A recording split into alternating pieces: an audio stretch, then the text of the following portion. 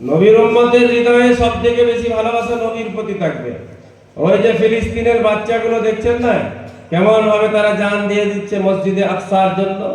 একটা বাচ্চা ছেলে সে বন্দুকের সামনে দাঁড়িয়ে গেছে, একটা বৃদ্ধ 60 বছর বয়সের একটা বৃদ্ধ বন্দুকের সামনে দাঁড়িয়ে গেছে। তোমার বন্দুকে যত গুলি আছে চালিয়ে দাও, আমার শরীর থেকে তুমি শেষ করে দাও, আমাকে দুনিয়া থেকে উঠিয়ে দাও, আমি যত কষ্ট দেওয়ার আছে আমাকে দাও, কিন্তু মসজিদে আকসার জন্য যে স্লোগান আমরা তুলেছি এই মুখ তুমি বন্ধ করতে পারবে না। এটা কিসের জন্য সম্ভব হয়েছে? নবীর ভালোবাসার জন্য, নবীর প্রেমের জন্য। যে মসজিদে আমার নবীর ইমামতি হয়েছিল, যে মসজিদের মধ্যে নবীজি সাল্লাল্লাহু আলাইহি ওয়াসাল্লাম সমস্ত আম্বিয়ায়ে কেরামের ইমামতি করেছিলেন, যে মসজিদ থেকে এক রকমের সফর শুরু হয়েছিল, সেই মসজিদ আজকে ইহুদিদের দখলে চলে গেছে। মুসলমান ভাইরা আমার, ওই যে একজন বাপ চকলেট নিয়ে বিতরণ করছে, সকলকে চকলেট খাওয়াচ্ছে, জিজ্ঞাসা করছে কেন চকলেট খাওয়াচ্ছেন? না বলে আমার 4 জন ছেলে শহীদ হয়ে গেছে মসজিদে আকসার জন্য, এই খুশিতে আমি চকলেট বিতরণ করছি। 4 জন ছেলে শহীদ হয়ে গেছে, এই খুশিতে চকলেট বিতরণ করছে না, এই জন্য আমি বিতরণ করছি কাল কিয়ামতের দিন যখন আমি দাঁড়াবো আল্লাহর কাছে বলবো, আল্লাহ তোমার মসজিদের জন্য আমি নিজের 4 জন ছেলেকে কুরবান করেছিলাম। সুবহানাল্লাহ, সকালবেলায় বলবো সুবহানাল্লাহ। মুসলমান ভাইরা আমার, আজকে আমিও মুসলমান, সেও মুসলমান, আজকে আমিও মুসলমান, সেও মুসলমান। আমি একজন মুসলমান আর মায়ানমারের রোহিঙ্গার ও একজন মুসলমান, দুজনের মধ্যে আকাশ পাতাল পার্থক্য আছে। আমি একজন মুসলমান, 5 ওয়াক্তের নামাজ টুকুই পড়তে পারলাম না। 5 ওয়াক্তের নামাজ যে আল্লাহ আমার উপর ফরজ করলেন, যেটা নবী প্রেমের সবথেকে বড় নিদর্শন। যারা ওই নবী প্রেমের দাবি করে যে আমি নবীকে ভালোবাসি, আমি নবীর সবথেকে বড় প্রেমিক, আলহামদুলিল্লাহ, আপনি হন, আরো বড় হন। আমিও তো চাই নবীর প্রেমিক হতে, আমিও চাই নবীর আশিক হতে। আর নবীর ইশক ছাড়া তো ইমানদারের ইমানই অপূর্ণাঙ্গ। নবীর ভালোবাসা ছাড়া মুমিন হতে পারবে না। নবীর ভালোবাসা সর্বোচ্চ থাকতে হবে, ছেলের থেকে বেশি, মেয়ের থেকে বেশি, পিতামাতার চেয়ে বেশি, আত্মীয় স্বজনের চেয়ে বেশি, ব্যবসা বাণিজ্যের চেয়ে বেশি, সব কিছুর থেকে যখন নবীর ভালোবাসা আমার আপনার হৃদয়ের মধ্যে বেশি থাকবে, কোরআন তখন বলছে তুমি এতক্ষণে মুমিন হতে পেরেছো। হযরত ওমর ইবনে খাত্তাব রাদিয়াল্লাহু তাআলা আনহু, যিনি ইসলাম ধর্ম গ্রহণ করলেন নবীজিকে হত্যা করতে আসার পথে, নবীজিকে নাকি হত্যা করে দেওয়া মক্কাবাসীরা বলল এটা ওমরের দ্বারা সম্ভব, অন্য কেউ করতে পারবে না। ওমর, তুমি যেহেতু প্রস্তুতি নিয়েছো, তুমি করতে পারবে, যাও মুহাম্মদকে হত্যা করো। পথিমধ্যে খবর পেয়ে গেল তার বোন আর তার বোনাই সে ইসলাম ধর্ম গ্রহণ করে নিয়েছে। ওই সাহাবী বললেন, ওমর, মুহাম্মদুর রাসূলুল্লাহ সাল্লাল্লাহু আলাইহি ওয়াসাল্লামকে হত্যা করার আগে তুমি আগে নিজের বাড়ির খবর নাও, তোমার বোন তো ইসলাম ধর্ম গ্রহণ করে নিয়েছে। ওমর রাদিয়াল্লাহু তাআলা আনহু রাস্তা পরিবর্তন করলেন, বোনের বাড়িতে গেলেন, তাকে মারধর করলেন, প্রচন্ড মারধর করলেন, শরীর থেকে মাথা ফেটে ফেটে রক্ত বার হতে লাগলো। অতঃপর হযরত ওমর ইবনে খাত্তাব রাদিয়াল্লাহু তাআলা আনহু বললেন, বোন, তুমি যে কোরআন যে কিতাবটা পড়ছিলে আমায় একটু দেখাও। মুসলমান ভাইরা আমার, ওমর রাদিয়াল্লাহু তাআলা আনহুর বোন কি উত্তর দিয়েছিল, ভাই আপনি তো কাফের, আপনার মধ্যে ঈমান নেই, আপনি অপবিত্র, অপবিত্র অবস্থায় কোরআনে পাককে হাত লাগানো যাবে না, কোরআন ছোঁয়া যাবে না। আপনার যদি কোরআন ছুঁতে ইচ্ছা হয়, পড়তে ইচ্ছা হয়, তাহলে সর্বপ্রথম আপনাকে গোসল করে আসতে হবে। আল্লাহ রাব্বুল আলামিন তো সিস্টেম চালু করে দিয়েছেন ওমরের ইসলামের জন্য। सुनले ऐ दोस्त जब अय्याम भले आते हैं, घात मिलने को वो खुद ही बतलाते हैं। মানুষের ভালো সময় যখন শুরু হয়ে যায়, যেখানেই যায় সেখানেই সে সফল হয়। মুসলমান ভাইরা আমার, হযরত ওমর রাদিয়াল্লাহু তাআলা আনহু বললেন, ঠিক আছে আমি গোসল করে আসছি, তারপরে আমাকে কোরআনটা একটু দাও। কোরআনের সর্বপ্রথম যে আয়াতটা হযরত ওমর রাদিয়াল্লাহু তাআলা আনহু তেলাওয়াত করেছিলেন, কোরআন শরীফের 16 নম্বর পারার ওটা সূরাতুত তাহা। তাহা মা আনজালনা আলাইকাল কুরআনা লিতাশকা। কোরআন যখন পড়লেন, হযরত ওমর রাদিয়াল্লাহু তাআলা আনহু বললেন, বোন আমাকে এখন মুহাম্মদুর রাসূলুল্লাহ সাল্লাল্লাহু আলাইহি ওয়াসাল্লামের কাছে নিয়ে চলো, আমিও ইসলাম ধর্ম গ্রহণ করে মুসলমানের খাতায় নামটা লেখাতে চাই।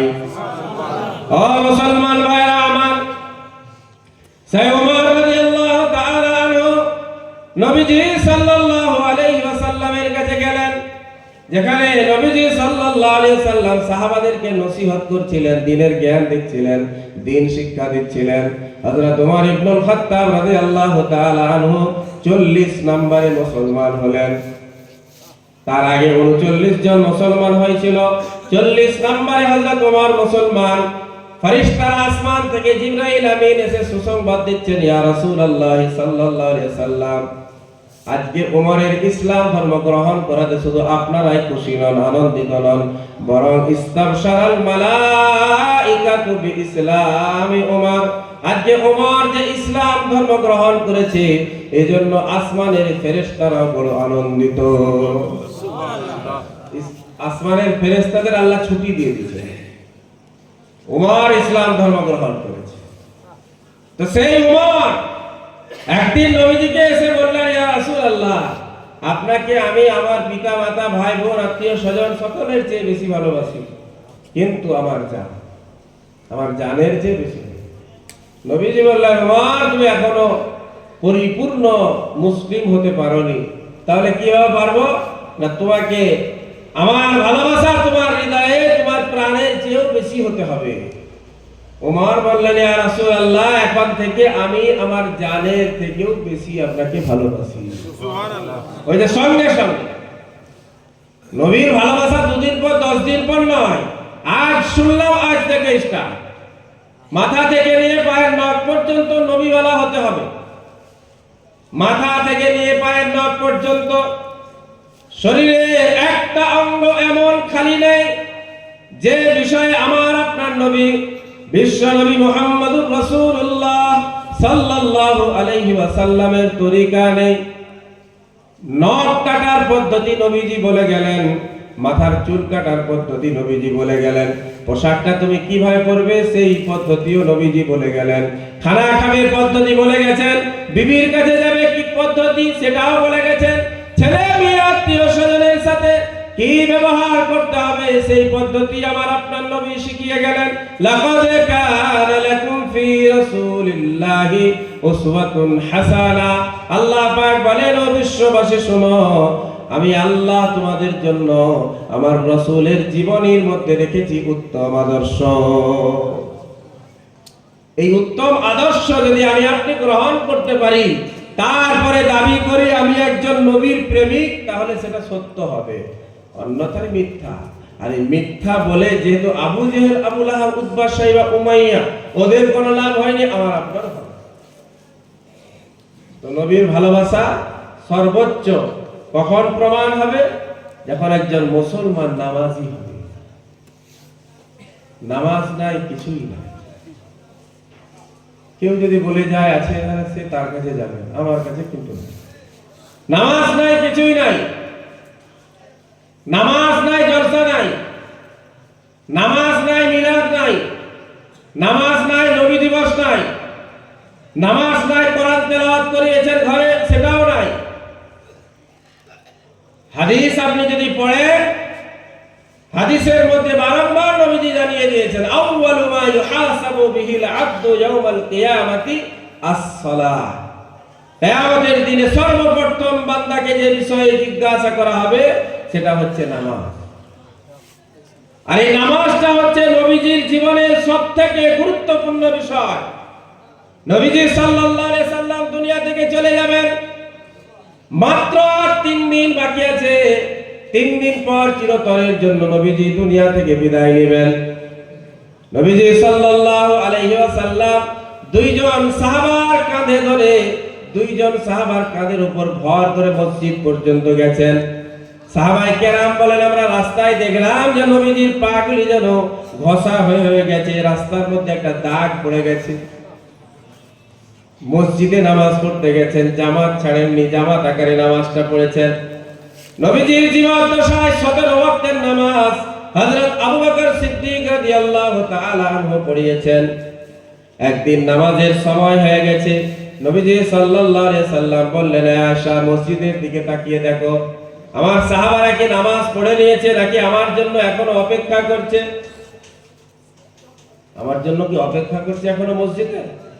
দেখো, আম্মা জান আয়েশা সিদ্দিকা রাদিয়াল্লাহু তাআলা আনহা বললেন, ইয়া রাসূলুল্লাহ সাল্লাল্লাহু আলাইহি সাল্লাম, আপনার সাহাবারা কিভাবে নামাজ পড়বে? আপনি তো ঘরে শুয়ে আছেন, আপনি তো উঠতে পারছেন না, অসুস্থ অবস্থায় আছেন, আপনার সাহাবারা কিভাবে নামাজ পড়বে? নবীজি সাল্লাল্লাহু আলাইহি সাল্লাম বললেন, প্রচন্ড জ্বর, জ্বরের কারণে নবীজি উঠে দাঁড়াতে পারছেন না। আম্মা জান আয়েশাকে বললেন, আমার মাথার উপর পানি ঢেলে দাও। নবীজিকে গোসল করানো হলো।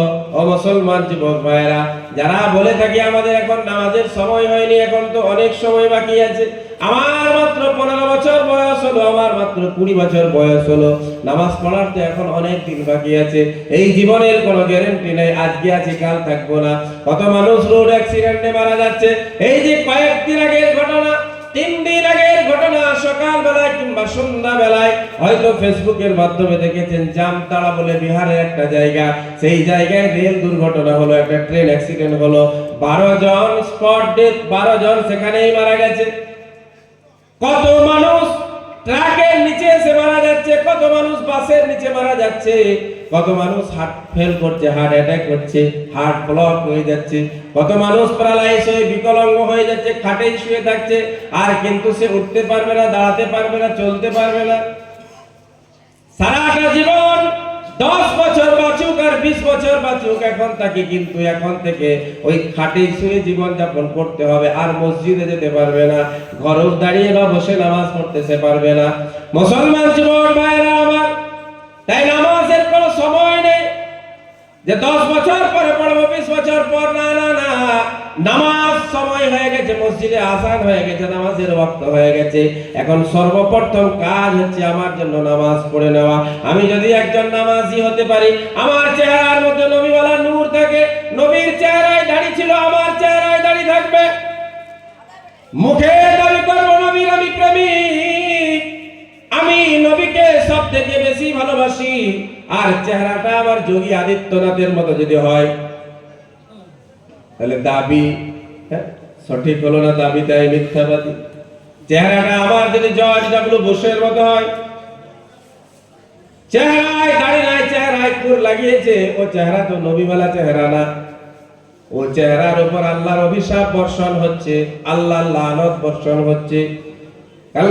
কালকে যখন আমার আপনার মৃত্যু হবে, নামাজ পড়তে পারি নাই, রোজা রাখতে পারি নাই, হজ করতে পারি নাই, যাকাত দিতে পারি নাই, কোন রকমের ফরজ নামাজগুলো আমি পড়েছি, বেশি পড়তে পারি নাই, কবরের মধ্যে যখন আমাকে শোয়ানো হবে, আমার চেহারার মধ্যে নবীওয়ালা দাড়ি থাকবে, যে চেহারায় দাড়ি, যে দাড়িটা 1,24,000 নবী রাসূলগণের চেহারায় ছিল। একজন নবী তো আপনি দেখাতে পারবেন না, প্রমাণ করতে পারবেন না যে নবী দাড়ি কাটতো। দাড়ি রেখে মুসলমানের চেহারার সৌন্দর্য বাড়ে, দাড়ি রেখে পুরুষের চেহারার সৌন্দর্য বাড়ে। আজকে বিজ্ঞান প্রমাণ করে দিয়েছে, দাড়ি রাখলে দৃষ্টি শক্তি বেশি হয়, পাওয়ার বাড়ে, আর দাড়ি বারংবার ওই আপনার কি বলে খুর দিয়ে, ব্লেড দিয়ে ছিলার কারণে দৃষ্টি শক্তি কমে যায়। আজকের বিজ্ঞান প্রমাণ করেছে, নবীজির 1400 বছর আগে বলা কথা। মুসলমান ভাইরা আমার, দাড়ি আমার চেহারায় থাকবে, কবরে যখন আমাকে নামানো হবে, শোয়ানো হবে, ফেরেশতারা প্রশ্ন করতে আসবে, আমি আপনি আল্লাহকে বলতে পারবো, তেরে রব্বি ইয়া রব সাবা হাত লেকে আয়া হো, ওগো আল্লাহ, কিছু আমি করতে পারি নাই, শুধু এতটুকু করেছি, তোমার নবীর চেহারায় দাড়ি ছিল, আমিও চেহারায় দাড়ি রেখেছি। ওলামাদের কাছ থেকে শুনেছিলাম, নবীর চেহারায় নাকি দাড়ি ছিল, আমিও রেখেছি। ওই যে একজন সাহাবীর ঘটনা, একটা মাত্র দাড়ি, একটি মাত্র দাড়ি বেরিয়েছে, সেই দাড়িতে আবার তেল লাগায়, মাঝে মধ্যে আবার চিরুনি ব্যবহার করে। সাহাবায়ে কেরাম দেখে অবাক, আরে তোর তো একটা মাত্র দাড়ি, ওতে আবার তেল লাগানোর কি আছে আর চিরুনি ব্যবহার করার কি আছে? ওই সাহাবা হাসতে হাসতে বললেন, আরে একটা দাড়ি আমার হতে পারে, কিন্তু এই দাড়িটা তো আমার নবীর সুন্নত, সেটারও কি আমি হেফাজত করব না? একটা দাড়ি আর আসল করে আমার এইটুকু বেশি, ওই জন্য তো জঙ্গলের মধ্যে সিংহ থাকে, সিংহ দাড়ি আছে কিনা? সিংহ দেখেন না, ওর দাড়ি আছে কিনা? ওই সিংহের দাড়ি আছে বলে ওকে দেখতে এত সুন্দর লাগে, আর তার এই যে একটা গাম্ভীর্য চেহারা ওই দাড়ির জন্য। এজন্য আল্লাহ পুরুষকে দাড়ি দিয়েছে। আমি আপনি নবীর প্রেমিক, নবীর আশিক, যে নবীর জন্য আমার জান প্রাণ উৎসর্গ করলো, নবীজি যে কষ্ট আমার আপনার জন্য করেছেন, কখনো সেটা যথাযথ হক আদায় করা আমার আপনার দ্বারা সম্ভব নয়।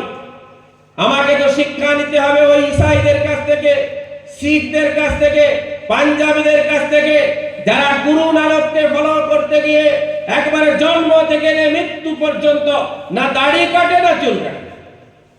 বাকিটা কি করে আল্লাহ? মাথাতেও ফুল লাগাবেনি, দাড়িতেও ফুল লাগায়। কার ভালোবাসা? কার ভালোবাসা? গুরু নানকের ভালোবাসা। আর ওরকম গুরু নানক একটা নয়, কোটি কোটি গুরু নানককে যদি কুরবানি করে দেওয়া হয়, আমার নবীর পায়ের নিচের ধুলারও যোগ্য না। তা সত্ত্বেও তারা দাঁড়িয়ে রাখলো, কেউ কাটাতে পারবে না। সরকারি চাকরি পেলে কাটাতে পারে, মাস্টার হলেও মাস্টারি করে পাগড়ি পরে, রেল ডিপার্টমেন্টে চাকরি করে রেল পুলিশ হয়, পুলিশের কাজ করে পাগড়ি পরে দাঁড়িয়ে নিয়ে, সে যদি জজ হয়, অ্যাডভোকেট হয়ে যায়, তার দাড়ি থাকে, পাগড়ি থাকে। কিন্তু মুসলমানের ছেলে চাকরি পেলেই কেউ বলুক আর নাই বলুক, এ তো কেটে যায়। তাহলে আমার আপনার কাছে তো নবীর মহব্বত, নবীর কদর ওদের ওই গুরু নানকের যেহেতু কম হয়ে গেছে, মুখে দাবি করে লাভ নেই, কাজে করুন। ওই যে একজন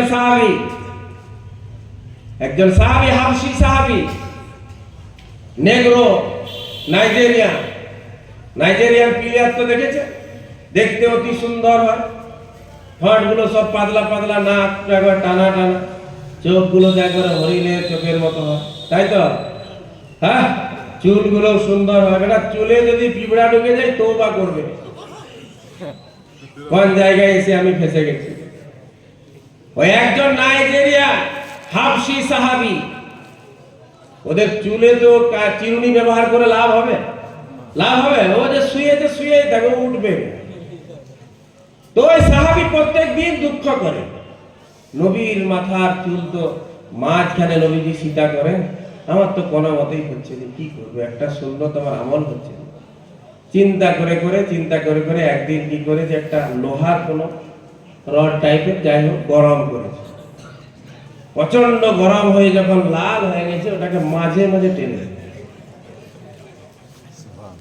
হাসির নয়, চিন্তা, কি প্রেম, কি ভালোবাসা, মাঝে মাঝে দাগ দিয়ে সাহাবাদের কাছে ফুর্তি করে বলছে, আজ থেকে নবীর এই সুন্নতটার উপর আমি আমলকারী হয়ে গেছি।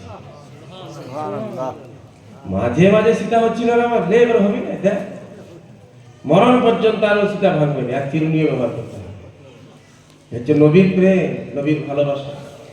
ওই বিবি খুনসা, আল্লাহ নবীর একজন সাহাবী, মহিলা সাহাবী, যুদ্ধ চলছে, সাহাবায়ে কেরামদের বড় ক্ষয়ক্ষতি হয়ে গেছে।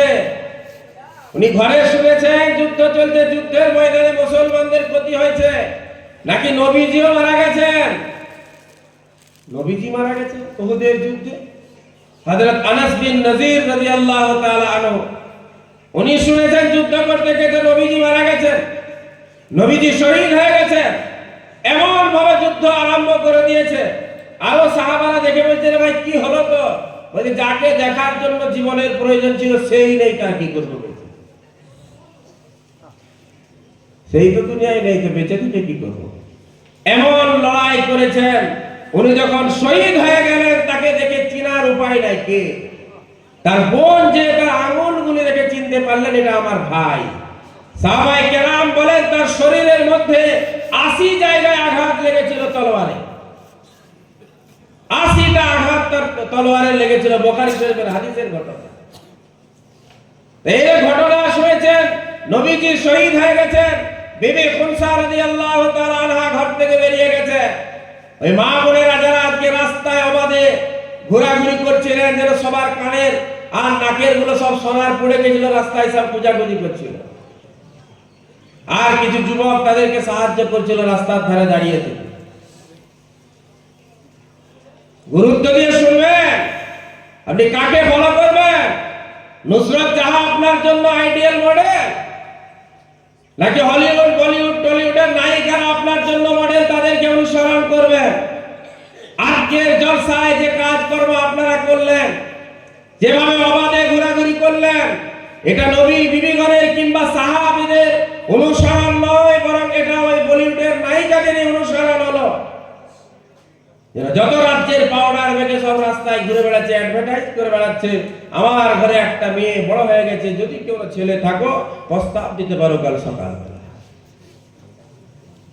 কিছু বেহায়া বাপ এরকম আছে, ফ্রিতে বিয়ে হবে, ধরা পড়ে যাবে। কত ঘটনা আপনি নেবেন, এই তো 4 দিন আগে এক জায়গায় জলসা করতে যে ঘটনা, ধরা পড়ে গেছে, সকালবেলায় বিয়ে হবে। তাছাড়া কি উদ্দেশ্য আছে আপনার? আমার মেয়েটাকে ওইভাবে অবাধে, মাথায় কোনো কাপড় নেই, সুন্দর পোশাক পরিয়ে রাস্তায় ছেড়ে দেওয়ার পেছনে আর কি উদ্দেশ্য থাকতে পারে আপনি আমাকে একটু বলুন, তাহলে আমি আমার কথা ফিরিয়ে নিব। কোন উদ্দেশ্য দেখাতে পারবেন না। যে জিনিসগুলি কেনা বেচা হচ্ছিল সেগুলিতে বাজারেও পাওয়া যাবে, সেই জিনিসটাকে আপনিও কিনে দিয়ে দিতে পারবেন। খোদার কসম করে বলি, একটা মেয়ে রাস্তায় যাচ্ছে, তার পেছনে তিনটা করে ছেলে যাচ্ছে, তাকে ফলো করে। কিছু পাক আর না পাক কমপক্ষে দেখতে তো পাচ্ছে, ফিরিয়ে। এর থেকে বেহায়াই আর কি হতে পারে? এর থেকে বেহায়াই আর কি হতে পারে? মা বোনেরা, নবীজি সাল্লাল্লাহু আলাইহি সাল্লাম বলেন, আল মারআতু ইযা খারাজাত সাওতুহা মিন বাইতিহা লা খায়রা ফিহা। যে ঘরের মহিলার আওয়াজ ঘরের বাইরে বেরিয়ে যায়, সেই ঘরের মধ্যে খয়র ও বরকত বলতে কিছু থাকে না। নবীজি সাল্লাল্লাহু আলাইহি সাল্লাম বলেন, ঘরের মহিলার আওয়াজ ঘরের বাইরে বেরিয়ে গেলে, মহিলা তুমি নামাজ পড়বে, তোমার নামাজের মধ্যে তাকবীর নাই, তুমি নামাজ পড়বে, তোমাকে আল্লাহু আকবার জোরে বলতে নিষেধ আছে। তুমি নামাজ পড়বে, তোমার কেরাত পড়া জোরে নিষেধ, আস্তে আস্তে মনে মনে পড়তে হবে। নামাজের বেলায় আল্লাহ পাক গুরুত্ব দিলেন, মহিলার আওয়াজটা যেহেতু পর্দা, তার আওয়াজ শুনলে শয়তানদের হৃদয়ের মধ্যে খটকা দিবে। মেয়ের আওয়াজ শুনতে পেয়েছি, চল চল দেখি কোথায় আছে। এজন্য আল্লাহ রাব্বুল আলামিন নিষেধ করেছেন, ও আমার বান্দি, তুমি যখন নামাজ পড়বে তোমাকে জোরে কেরাত পড়তে হবে না। ও আমার বান্দি, তোমাকে জুমার নামাজ পড়তে হবে না, তোমাকে ঈদ আর বকরা ঈদের নামাজ পড়তে হবে না।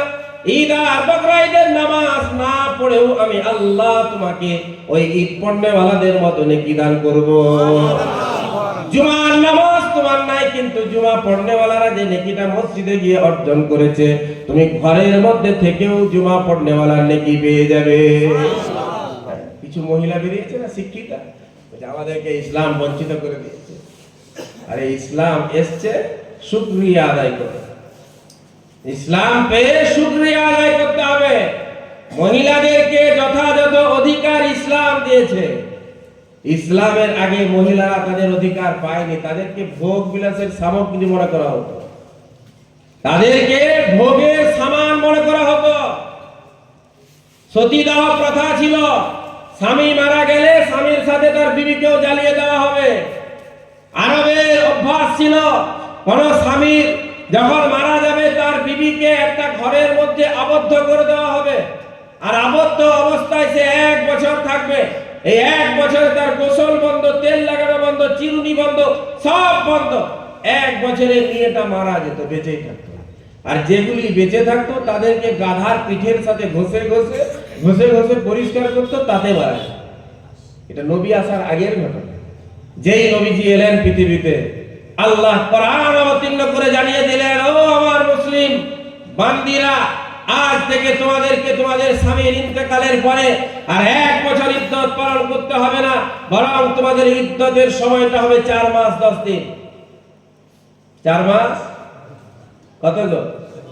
4 মাস। অনেকেই ফোন করে, হুজুর স্বামী মারা গেছে কতদিন ইদ্দত? 40 দিন না 50? 40-50 কি রে বাবা? হ্যাঁ, 4 মাস 10 দিন ইদ্দত পালন করতে হবে। এই ইদ্দতকালীন সময়ে সে নিজের স্বামীর ঘর ছেড়ে অন্য কোথাও যেতে পারবে না। দিনের বেলায় যদিও অনুমতি আছে, তার কাজ করার লোক যদি না থাকে দিনের বেলায় বেরোতে পারে, কিন্তু রাত্রে তাকে তার স্বামীর ঘরে ফিরে আসতে হবে। 4 মাস 10 দিন ইদ্দতের সময় কে পালন করছে? কে মানছে? কেউ মানছে? কোরআনের বিধান, ওয়াল্লাযীনা ইয়াতাওয়াফাউনা মিনকুম ওয়া ইয়াযারুনা আযওয়াজান ইয়াতারাব্বাসনা বিআনফুসিহিন্না আরবাআতা আশহুরিন ওয়া আশরা। 4 মাস 10 দিন। কোরআন শরীফ 2 নম্বর পারা সূরাতুল বাকারা। কে পালন করছে? এই ইদ্দতকালীন সময়টা ইসলাম এসে কমিয়ে দিল, যে তোমাকে 1 বছর নয় বরং 4 মাস 10 দিন। ইসলাম কোরআনে বলল, মায়ের জন্য ইসলাম বলল আল জান্নাতু তাহতা আকদামিল উম্মাহাত, তোমার মায়ের পায়ের নিচে সন্তানের জন্য জান্নাত আমি রেখে দিলাম, আল্লাহ ঘোষণা করে দিলেন। মহিলা তুমি মা, তোমার পায়ের নিচে জান্নাত। মহিলা তুমি বিবি, আল্লাহ তোমার জন্য সুপারিশ করলেন, ওয়া আশিরুহুন্না বিল মারুফ, তোমরা তোমাদের বিবির সাথে ভালো ব্যবহার করো। ইসলাম যে মর্যাদা মহিলাকে দিয়েছে, এত মর্যাদা কোনো ধর্ম দিতে পারেনি, আর দিতে পারবেও না। ছেলেদের সম্পত্তি যখন ভাগ করা হয়েছে, কোরআন শরীফ 4 নম্বর পারা খুলুন, ইউসিকুমুল্লাহু ফি আওলাদিকুম লিযযাকারি মিসলু হাদ্দিল উনসাইন। যেখানে ছেলেদেরকে অধিকার দেওয়া হয়েছে, আল্লাহ ওখানে কি ঘোষণা করলেন? একটা ছেলে কতটা পাবে না, যতটা মেয়ে পেয়েছে তার ডবল পাবে। ছেলের কথা বলেন নাই, আগে আল্লাহ মেয়ের কথা বললেন। মেয়েটা যতটা পেয়েছে তার ডবল পাবে একটা ছেলে। এখানেও আল্লাহ মেয়েকে সম্মান দিয়েছেন, মেয়ের অধিকারটা আগে বলেছেন। কোরআন খুলুন, একটা সূরা পাবেন, সূরাটার নাম হচ্ছে সূরাতুন নিসা। নিসা মানে মহিলা। কোরআনের একটা সূরা আছে, পুরো সূরাটার নামটা আল্লাহ রেখে দিয়েছেন মহিলাদের নামে। সূরাতুর রিজাল কোরআনে একটা নেই, পুরুষদের নামে। সূরাতুর রিজাল আল্লাহ বলেছেন না। মা বোনেরা, আপনাদেরকে বড় ইজ্জত ইসলাম দিয়েছে। ইসলাম আপনাদেরকে বড় ইজ্জত দিয়েছে। এই সামান্য কটা দিন, 60-70 বছর, কিয়ামতের একটা দিন হবে 50,000 বছর সমান। 50,000 বছর। বর্তমান সময়ের মাধ্যমিকের ছাত্রকে যদি বলা হয় 50,000 বছর লিখতে পারবে না, 4 বার হিসাব করবে। 1 10 100 1000 10,000 হিসাব করতে। 50,000 বছর সমান একটা দিন হবে, একটা মাত্র দিন। প্রথম দিনটা হবে 50,000 বছর। কোথায় আছে? না কোরআনে আছে। 24 নম্বর পারায় আল্লাহ বলেছেন, 29 নম্বর পারায় বলেছেন, 50 আলফ সানাতিন মিম্মা তাউতুন। তোমাদের গণনা মতে কিয়ামতের একটা দিন হবে 50,000 বছর। আমি বললাম, এই দুনিয়ার জীবনটা পানির মধ্যে যদি আমি পাথর মেরে দিই, কিছুক্ষণ পানিটা দেখবেন ভুড়ভুড় করে উঠে, দেখেন না ওই ফটকার মতো উঠে? কতক্ষণ থাকে? কয়েক সেকেন্ড, কয়েক সেকেন্ড, কয়েক মিনিট। এই কয়েক সেকেন্ডের আমার আপনার জীবন। কিয়ামতের একটা দিন যদি 50,000 বছর হয়, সেই 50,000 বছরের তুলনায় আমার 50 বছর তো কয়েকটা সেকেন্ড। কয়েকটা সেকেন্ডের জীবনে আমি গুনাহগার। কয়েকটা সেকেন্ডের জীবন যাপন করার জন্য আমি লটারি কাটবো, জুয়া খেলবো, মদ খাবো, গাঁজা খাবো। হ্যাঁ, গাঁজার ব্যবসা মুসলমান করবে, মদ খাবে মুসলমান, মাতাল হয়ে রাস্তায় ঘুরে বেড়াবে। মুসলিম সমাজ, মুসলমান গ্রাম, 800,000 ঘরের বসতি একটা গ্রাম। সেই গ্রামের কোন যুবক, কোন জওয়ান, কোন বৃদ্ধ মদ পান করবে। মদ খেলে মাতাল হবে কি হবে না বলে? মদ খেলে মাতাল হবে, মাকে বোন বলবে, বোনকে মা বলবে। কাকে কি বলছে ওর মাথাটা ঠিক থাকবে না। মদ পান করে মাতলামি মুসলমানের গ্রামে করে বেড়ায়। নেতা দেখে, নেত্রী দেখে, সবাই দেখে, মাতব্বর দেখে, সভাপতি, সেক্রেটারি, আপনার গ্রামের পরিচালক সবাই দেখে, কেউ কিন্তু কোনো কথা বলে কথা ঝামেলা করে রাতবেলায় গরু খুলে পালাবে, আমি চাষি লোক, চাষের ফসল নষ্ট করে দিব, হ্যাঁ আমার ছেলে রাতে বেলায় স্কুল থেকে আসে মেরে দিবে, বলে কি বলে না? ভয়ে কিছু বলে না। কিন্তু নবীর প্রেমিক সেও বলছে আমি নবীর প্রেমিক, আমি নবীর আশিক, আশিকে রাসূল আমি। আরে ওই যে একজন সাহাবী, বাচ্চা ছেলে আবু তালহা রাদিয়াল্লাহু তাআলা আনহু, তালহা বিন বারা, একজন সাহাবার নাম, তার ছেলের নাম হচ্ছে তালহা, বাপের সাথে ঘুরতে এসেছে নবীজির কাছে। নবীজি সাল্লাল্লাহু আলাইহি সাল্লামের মজলিস থেকে বাপ বেটা যখন নিজের বাড়ি ফিরে চলে যাচ্ছে, রাসূলুল্লাহ সাল্লাল্লাহু আলাইহি সাল্লাম তালহা রাদিয়াল্লাহু তাআলা আনহুকে লক্ষ্য করে বললেন, এ তালহা তুমি কি আমাকে ভালোবাসো? ইয়া রাসূলুল্লাহ অবশ্যই আপনাকে ভালোবাসি। না তোমার আব্বার চেয়ে বেশি? হ্যাঁ হ্যাঁ আমার আব্বার চেয়ে আপনাকে বেশি ভালোবাসি। হ্যাঁ তালহা আমি মুহাম্মদুর রাসূলুল্লাহ সাল্লাল্লাহু আলাইহি সাল্লাম তোমাকে আদেশ করছি, তুমি তোমার আব্বাকে হত্যা করে দাও। বাচ্চা ছেলে নবীর প্রেমিক, সঙ্গে সঙ্গে তলোয়ার নিয়ে, আর ওই যে নেজা ছোট ছোট ছুরি হয়, আরবের মানুষদের, আরবের প্রত্যেকের কাছে ওই তলোয়ার কিংবা তীর কিংবা ওই নেজা থাকতো, এটা তাদের অভ্যাস ছিল। সঙ্গে সঙ্গে ছুরি নিয়ে বাপের দিকে ছুটে যাচ্ছে হত্যা করার জন্য, কারণ নবীজি বলে দিয়েছেন। নবীজি সাল্লাল্লাহু আলাইহি সাল্লাম বললেন, থামো থামো, আমি পিতার হত্যা করার জন্য আসি নাই, বরং ছেলেকে আমি শিক্ষা দিতে এসেছি, মেয়েকে শিক্ষা দিতে এসেছি, পিতামাতার অধিকার কি আছে, হত্যা করানোর জন্য আমি আসি নাই, আমি তোমার পরীক্ষা নিচ্ছিলাম। হ্যাঁ তালহা যাও, তুমি পরীক্ষায় পাস হয়ে গেছো। তালহা রাদিয়াল্লাহু তাআলা আনহু বাড়ি চলে গেছেন, 8-10 বছরের একটা ছেলে, বাড়ি চলে গেছেন, যাওয়ার পরে অসুস্থ হয়ে গেছেন। নবীজি সাল্লাল্লাহু আলাইহি সাল্লাম শুনেছেন তালহার শরীর অসুস্থ। নবীজি সাল্লাল্লাহু আলাইহি সাল্লাম গেলেন তালহার বাড়ি দেখার জন্য, ইয়াদতের জন্য।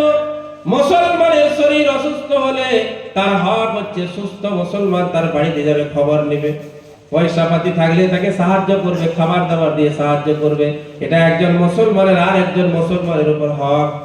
নবীজি সাল্লাল্লাহু আলাইহি সাল্লাম দেখতে গেছেন, দেখলেন শরীরটা তার বড় অসুস্থ। নবীজি সাল্লাল্লাহু আলাইহি সাল্লাম বুঝতে পেরে গেলেন মনে হচ্ছে ছেলেটা আর বাঁচবে না, এজন্য নবীজি বলে এলেন তার আব্বাকে, এই বাবা যদি তোমার ছেলের ইন্তেকাল হয়ে যায় আমাকে কিন্তু খবর দিবে, আমি নিজে এসে এই ছেলের জানাজা পড়ব। নবীজি সাল্লাল্লাহু আলাইহি সাল্লাম চলে এসেছেন, কয়েকদিন পরে তার ইন্তেকাল হয়ে গেছে। ইন্তেকাল হয়েছে, নবীজিকে খবর দেওয়া হয়নি। কোন এক সাহাবার কাছ থেকে নবীজি খবর পেয়ে তার বাড়িতে উপস্থিত হয়েছেন মৃত্যুর কয়েকদিন পর। তার আব্বাকে গিয়ে জিজ্ঞাসা করলেন, তালহার আব্বা তুমি আমাকে কেন খবর দাওনি, বলো তোমার ছেলে তো নসিহত করেছিল আমি যেন তার জানাজা পড়াই, আমি মুহাম্মদুর রাসূলুল্লাহ তোমার ছেলের কাছে ওয়াদা করে গেছিলাম আমি তার জানাজা পড়াবো, কিন্তু তুমি কেন আমাকে খবর দিলে না বলো। হযরত বারা রাদিয়াল্লাহু তাআলা আনহু বলেন, ও মুসলমান যুবক ভাইরা, যারা আমরা দাবি করি আমি সবথেকে বেশি নবীকে ভালোবাসি, নবীর প্রেম কাকে বলে, এই ঘটনার দ্বারা বুঝতে পারবেন। হযরত বারা রাদিয়াল্লাহু তাআলা আনহু বলেন, ইয়া রাসূলুল্লাহ সাল্লাল্লাহু আলাইহি ওয়াসাল্লাম, তালহা আপনাকে জানাজার জন্য বলেছিল, কিন্তু আপনি চলে যাওয়ার পর তালহা আমাকে ডেকে বলল, আব্বা আমার দিনের বেলায় যদি ইন্তেকাল হয়ে যায় নবীজিকে খবর দিবে, কিন্তু রাত্রে বেলায় যদি আমার ইন্তেকাল হয় নবীজিকে খবর দিও না, কারণ নবীজি এত দূর থেকে সফর করে আসবেন, পাহাড়ের পথ ধরে আসবেন, জঙ্গলের পথ ধরে আসবেন, সেই রাস্তায় যদি আমার নবীর উপর কেউ আক্রমণ করে আমি কিয়ামতের দিন আল্লাহকে মুখ দেখাতে পারবো না। অতএব আব্বা যদি আমার ইন্তেকালটা দিনের বেলায় হয় নবীজিকে খবর দেবে, রাত্রে বেলায় হলে আমার নবীকে খবর দিও না, কারণ নবী আমার কষ্ট পাবে। মুসলমান যুবক ভাইরা, একে বলে নবী প্রেম। আমার আপনার নবী প্রেম তো রমজান মাসে আমার মুখ বন্ধ করতে পারে না। আমার নবী প্রেম, আমাদের নবী প্রেম তো আমাকে দাঁড়িয়ে রাখতে পারে না। আমার আপনার নবী প্রেম তো আমার মেয়েটাকে অবাধে ঘোরা থেকে বন্ধ করতে পারে না। আমার আপনার নবী প্রেম তো 5 ওয়াক্তের নামাজের কোন এক ওয়াক্তে আমাকে মসজিদে নিয়ে যেতে পারে না। আমার আপনার নবী প্রেম সারা দিনে একবারও আমার নবীর উপর দরুদ পড়াতে পারে না। ওই যে সারা বছরের পরে একবার শাবানুল মুআজ্জমের মাসে, এই যে মাস চলছে শাবানুল মুআজ্জমের মাস, ইমাম সাহেবকে আমি ফোন করে বললাম, হুজুর বলার কোনো প্রয়োজন নেই, যা হচ্ছে আপনার হবে।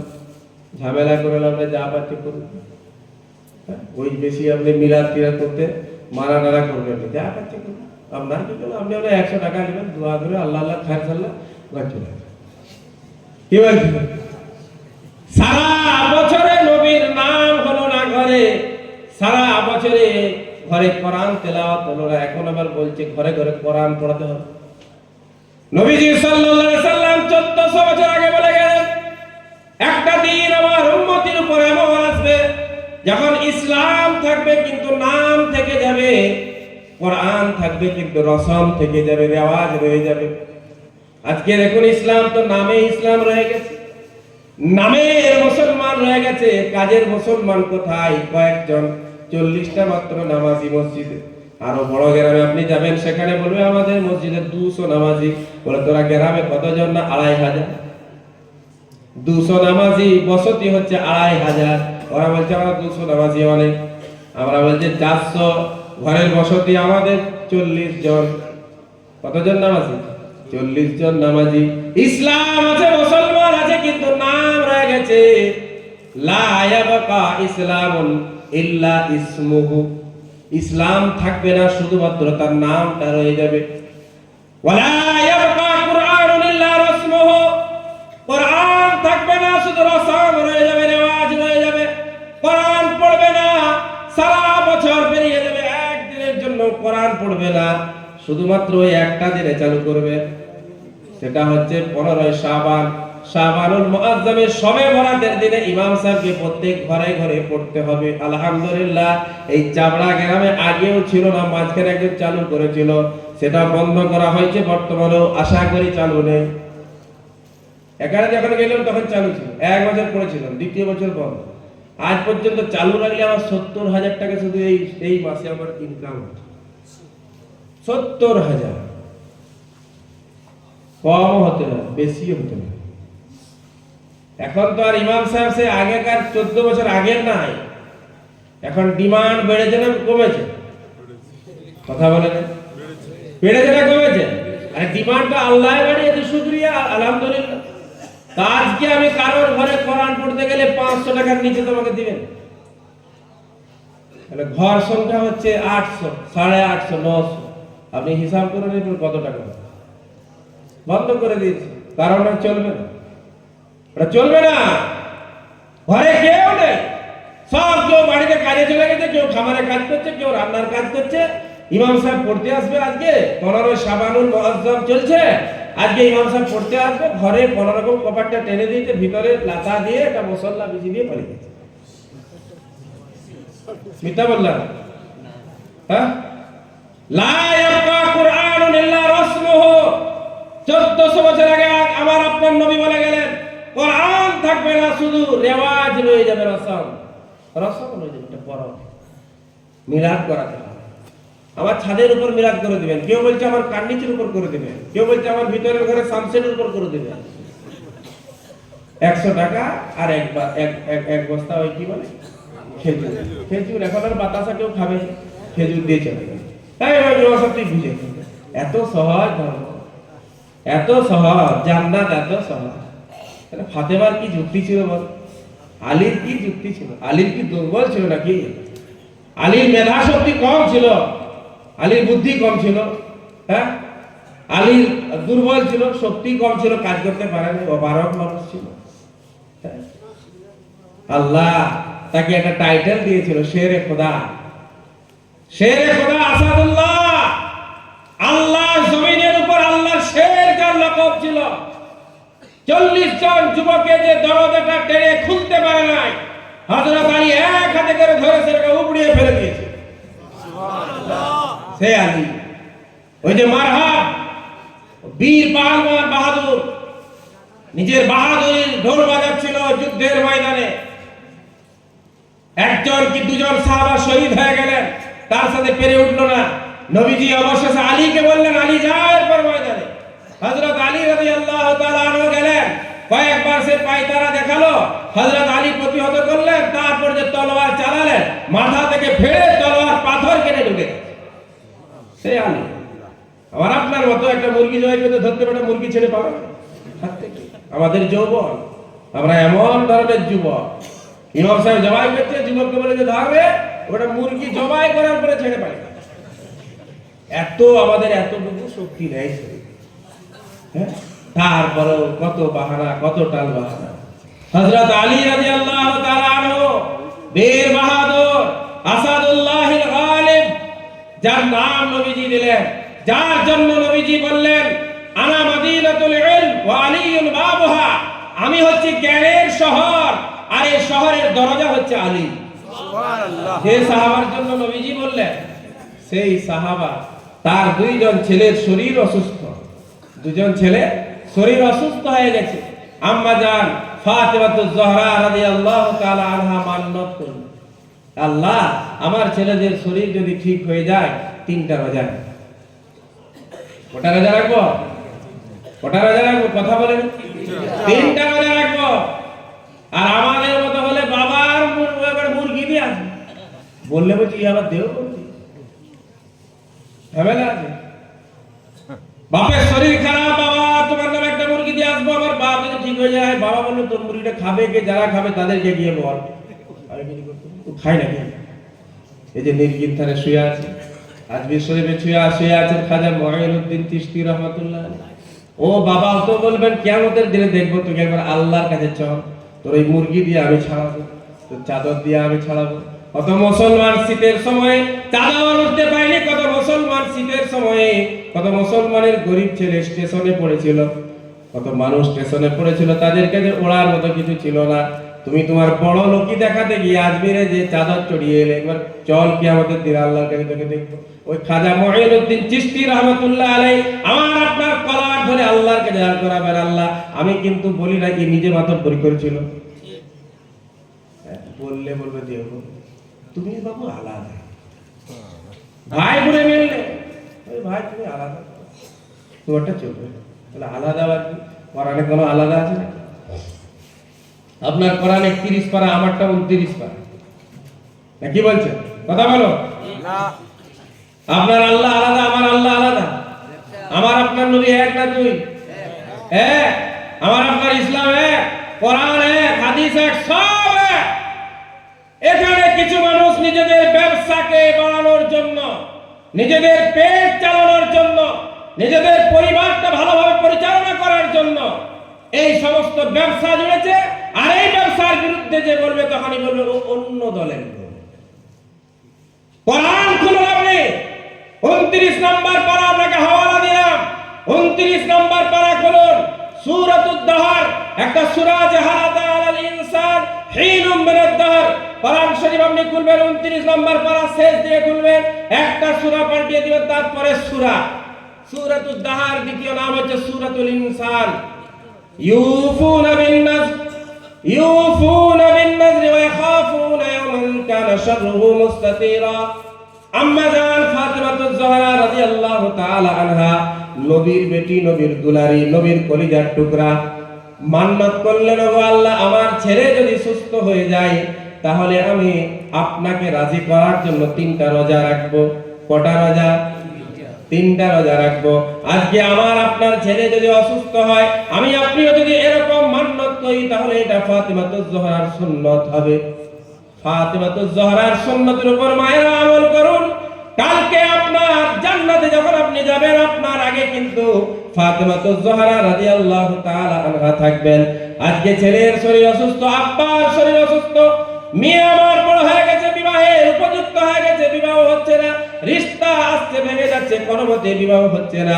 মান্নাত করুন আল্লাহর কাছে। মান্নাত করতে মানা করা হয়নি, নবীজি মানা করেন নাই, কিন্তু একটা ইরশাদ করেছেন কি, মান্নাত করো, কিন্তু মান্নাত করার পরেও এই বিশ্বাস তোমার রাখতে হবে তোমার তকদিরে যেটা আল্লাহ লিখে দিয়েছে তার বিপরীত এই মান্নাত কিছু করাতে পারবে না।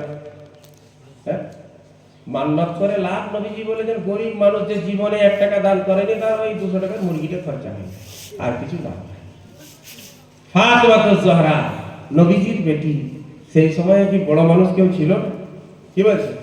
বড় মানুষ ছিল না? কাবা শরীফের কাছে গিয়ে একটা ছাগল জবাই করে পোলাও করে দিয়ে এই করে দেবো, সেই করে দেবো।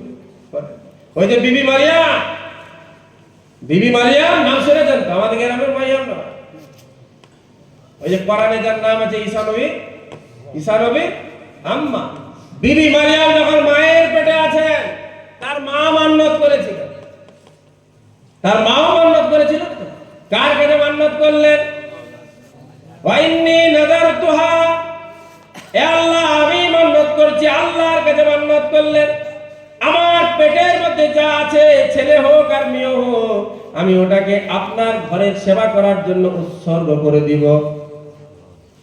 যখন ছেলে বাচ্চা ভূমিষ্ঠ হলো, দেখলেন কন্যা সন্তান হয়েছে, আল্লাহকে বললেন, ওগো আল্লাহ, আমি তো আপনার কাছে প্রতিজ্ঞা করেছিলাম, নজর করেছিলাম, মান্নত করেছিলাম, আমার ছেলের মধ্যে যা আছে সেটাকে মসজিদের জন্য উৎসর্গ করব। এখন দেখছি এটা ছেলে নয় বরং মেয়ে হয়েছে।